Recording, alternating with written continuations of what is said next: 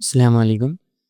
میرا سوال یہ ہے کہ رفع دین کرنا ہے نماز میں، تو کچھ لوگ یہ بولتے ہیں کہ نہیں بھی کرے تو چلتا ہے، یا پھر زیادہ تر لوگ بنا رفع دین کے نماز پڑھتے ہیں، یا پھر چاروں امام میں سے کسی ایک کو فالو کرے تو چلتا، تو اس کا کیا بھائی نے سوال کیا رفع دین کرنا کیا نماز میں ضروری ہے یا نہیں. بہت سے لوگ رفع دین نہیں کرتے، کچھ لوگ کرتے بھی ہیں، تو اس سے کیا معاملہ ہے اور چاروں امام میں سے کسی ایک کو ماننا کیا ضروری ہے. دیکھیے سب سے پہلی چیز کہ رفع دین کے تعلق سے جتنی بھی باتیں آپ کو اقوال ملیں گے ائمہ کی وغیرہ وغیرہ، سب نے اس کو سنت کے کیٹیگری میں ہی ڈالا ہے. کسی نے یہ نہیں لکھا کہ یہ فرض ہے، یہ نہیں ہوا تو نماز نہیں ہونی. یہ بات تو اپنی جگہ بالکل طے ہے، اس میں کوئی ڈاؤٹ ہی نہیں. لیکن ایک میرا سوال ہوتا ہے، بنیاد سوال ہوتا ہے. جیسے مثال کے طور پر ایک گاڑی ہے، ایک کار آپ چلا رہے ہیں. کار کو اگر سامنے شیشہ نہیں رہا تو بھی چلتی نا کار. پیچھے دیکھنے والا جو میرر ہوتا ہے، بیک سائڈ آپ دیکھتے وہ نہیں بھی رہا تو گاڑی چلتی ہے نا. اب یس چلتی ہے.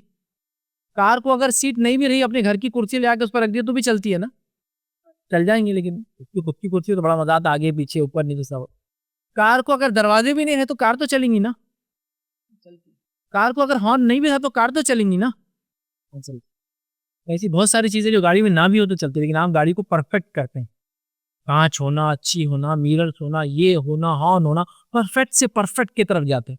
میں بھی یہ کہہ رہا ہوں نمازوں میں بھی آپ پرفیکٹ سے پرفیکٹ کی طرف جائیں. جہاں نمازوں کے فرائض اور کی واجبات کو پورا کریں، اس کی سنتوں کو بھی پورا کرنے کی کوشش کریں، جتنا ہو سکتا جہاں تک ہو سکتا، عمل کے شکل میں یا دعاؤں کے شکل میں. تو آپ کا سوال کیا تھا، کیا ضروری ہے؟ تو نہیں، یہ تو میں نے رکھ دیا. لیکن میں یہ کہہ رہا ہوں آپ ہر چیز میں پرفیکشن کی طرف جانا چاہتے ہیں تو نمازوں کو پرفیکشن کی طرف لے جائیں، پورا کرنے کی کوشش کیجیے. جو عمل نبی کریم کیا، جیسا آپ میں سے وضو کے بارے میں سوال کریں، کیا وضو کے اندر کلی کرنا ضروری ہے؟ تو میں کہوں گا نہیں. وضو کے اندر 4 چیزیں فرض ہیں. قرآن نے جو حکم دیا 4 چیزیں فرض ہیں. چہرے کا دھونا، ہاتھوں کا کونے تک دھونا، سر کا مسح کرنا، اور ٹخنے تک پیر دھونا. یہ فرض. اتنا ہی وضو کریں گے پوری زندگی؟ ہم تو پورا طریقہ کرتے نا، پہلے 3 بار ہاتھ دھوتے ہیں، پھر کلی کرتے، ناک میں پانی لیتے 3 بار، چہرے کو دھوتے، اس کے بعد کونیوں تک ہاتھ دھوتے، پھر سر کا مسح کرتے ہیں نا، اس کے بعد کانوں کا مسح کرتے ہیں نا، اس کے بعد سیدھا پیر دھوتے، پورا پیر دھوتا ہے. یہ ہے نا پرفیکٹ کی طرف جاتے ہیں. تو ویسی ہے. تو آپ کا سوال کیا یہ ضروری ہے؟ تو نہیں، یہ اپنی جگہ ہوگا. لیکن ہر چیز میں چونکہ ہم پرفیکٹنس کی طرف جانا چاہتے ہیں، اچھے سے اچھا کرنا چاہتے ہیں، کیوں نہ اپنی نمازوں کو بھی ہم سجائے سوارے ان چیزوں سے جو اس میں آلریڈی ہے، اپنے طرف سے ملائے نہ کچھ بھی نہ نا، لیکن جو ہے ثابت ہے. اب مسئلہ یہ ہوتا ہے جب رفع دین کی بات آتی ہے تو لوگ مسلکوں میں بانٹ لیتے ہیں اپنے آپ. وہ کہتے ہیں کہ وہ مسلک ہے تو رفع دین کرتے، یہ مسلک ہے تو رفع دین نہیں کرتے. لیکن میرا ایک سوال ہے آپ کو، آپ سمجھیے. خالی پڑھے لکھے ہیں ماشاءاللہ، آپ سننے والے میرے لیے پڑھے لکھے ہوتے. ایک سوال، ایک کمپنی ہے جو ایک را مٹیریل لیتی ہے اور اسے ایک پروڈکٹ بناتی ہے. مثال کے طور پر سمجھ لیجیے ایک کمپنی ہے جو چپس بناتی ہے، پوٹیٹو چپس، آلو کی چپس. وہ آلو خریدتی ہے اور چپس بناتی ہے. چپس پیک ہوتے ہیں، پھر ان کے ریٹیلر کے پاس جاتے ہیں یا ان کے ڈسٹریبیوٹر کے پاس جاتے ہیں. تو ڈسٹریبیوٹر جو چپس بیچتا ہے وہ وہی ہے جو کمپنی نے بنائی ہے. ڈسٹریبیوٹر کے چپس الگ رہتے ہیں کمپنیوں سے، کمپنی نے جو بنائی. تو اگر آپ ایسا بتا رہے ہیں، لوگ جیسا بتاتے ہیں کہ بھائی اسلام ایک کمپنی ہے، اس کے 4 آؤٹ لیٹ ہے، 4 امام، سمجھ لیجیے مثال ذرا برا مت لگنے دیجیے سمجھانے کے لیے. تو میرا سوال ہے پروڈکٹ جو کمپنی میں آتا را مٹیریل وہی باہر نکلے گا یا پروڈکٹ بھی 4 الگ الگ ہوں گے؟ اچھا، کوئی ایک آدمی سمجھو کمپنی کا ایک پروڈکٹ بیچ رہا ہے، سمجھو فریج بیچ رہا ہے، کوئی دوسرا والا مستری بیچتا ہوا، یہ تو سمجھ میں آتا. کمپنی لیکن ایک ہی ہے، چیز ایک ہی کمپنی سے آ رہی، را مٹیریل ایک ہی ہے، مطلب آپ چاروں میں سے کوئی بھی استعمال کر سکتے برانڈ یا نہیں؟ تو وہ آپ بولتے نہیں، کمپنی ایک ہے لیکن چاروں آؤٹ لیٹ الگ، ایک سے لے دوسرے سے نہیں لینا. چاروں کمپنی کے نہیں ہے اس کا مطلب ہے نا، چاروں کمپنی کے چاروں حق ہے، چاروں میں سے لے سکتے نہیں لے دے ایک سے. بات سمجھ میں نہیں آ رہی. اگر کمپنی ایک ہے، را مٹیریل ایک ہے، تو پھر پروڈکٹ 4 کیسے ہو سکتا؟ اگر 4 ہے تو پھر چاروں حلال ہونا چاہیے. بھی کوئی نہیں لینا ایک ہی ہے پوری زندگی. پھر جب ہم بولتے ہیں تو نہیں، دیکھو میں وہ دوسری مثال دیتے، 4 ڈاکٹر ہیں، ایک ایلوپیتھی ہے، ایک ہومیوپیتھی ہے، ایک یونانی ہے، ایک سدھا کا، جو بھی. تم ایک سے علاج کرائیں گے چاروں سے کرائیں گے؟ آپ بولتے نہیں ایک سے، تو بولے ویسی چیز امام ہوں، ایک کوئی پکڑ کے چلیں. نہیں میں بولتا ویسا نہیں. یہ بیماری اگر ان کے پاس اچھی ہوتی تو میں کیا کروں گا، یہاں سرجری کراؤں گا، میں ایم بی بی ایس کے پاس جاؤں گا. اگر ایک بیماری ایلوپیتھی میں اچھی ہوتی تو ایلوپیتھی میں جاؤں گا، دوسری اگر سدھا میں ہوتی جاتے، تیسری یونانی میں ہوتی، آیورویدک میں ہوتی، میں وہ کروں گا. نہیں ویسا نہیں کر سکتا، پھر پرابلم ہو. تو ہم لوگ کیا کریں نا، جو بول رہے ہیں ہم سمجھ نہیں پا رہے، یا پھر جو بولتے ہیں وہ بغیر سمجھ کے بولتے ہیں. اگر چاروں اماموں نے وہیں سے لیا جو قرآن و سنت ہے، تو پھر چاروں میں سے کسی بھی عمل کرنے میں کوئی حرج نہیں ہونا چاہیے.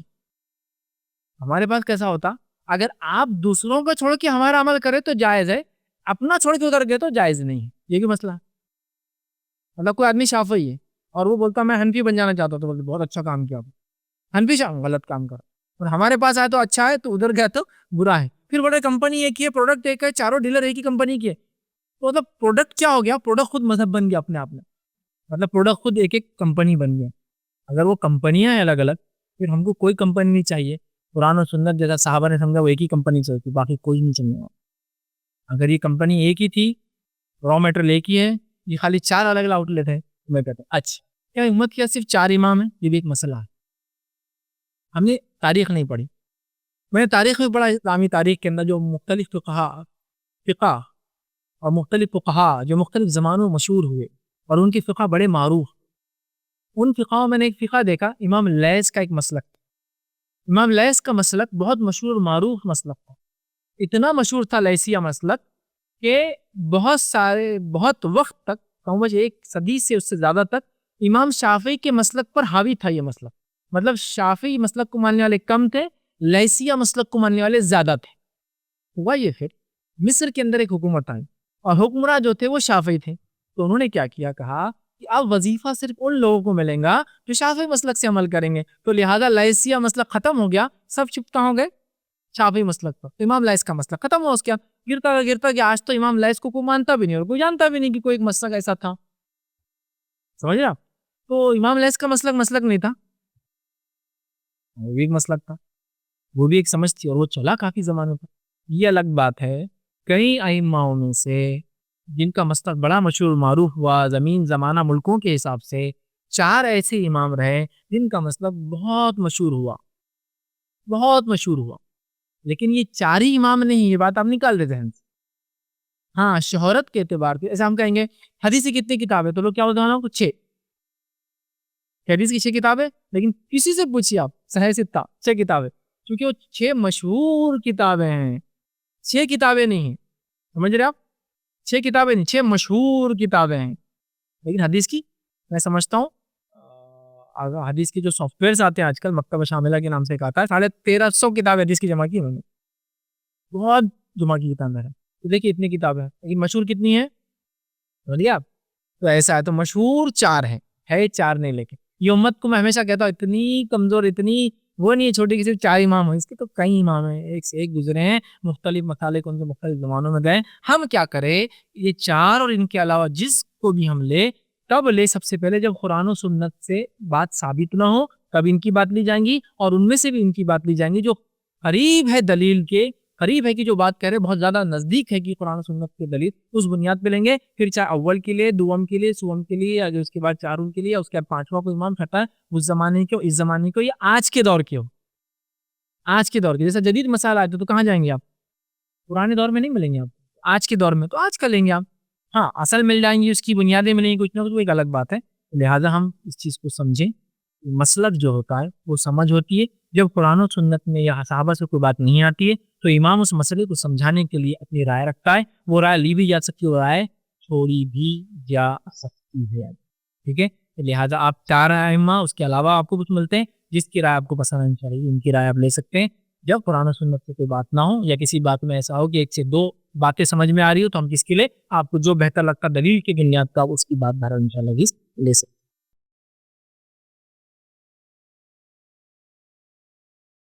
السلام علیکم. آپ بھی ہمارے اس کام میں تعاون کریں اپنی زکات و صدقات کے ذریعے. ڈونیشن ڈیٹیلز کے لیے ڈونیٹ پر کلک کریں. اگر آپ کو ہمارے ویڈیوز پسند آئے ہیں تو اسے شیئر کریں اور سب کے حقدار بنیں. روزانہ ہمارے ویڈیوز کو پانے کے لیے ہمارے YouTube چینل کو سبسکرائب کریں اور بیل آئکن دبائیں. ہم سے دیگر سوشل میڈیا پر جڑنے کے لیے ویڈیو میں دیے گئے آئی ڈی کو سرچ کریں. جزاک اللہ.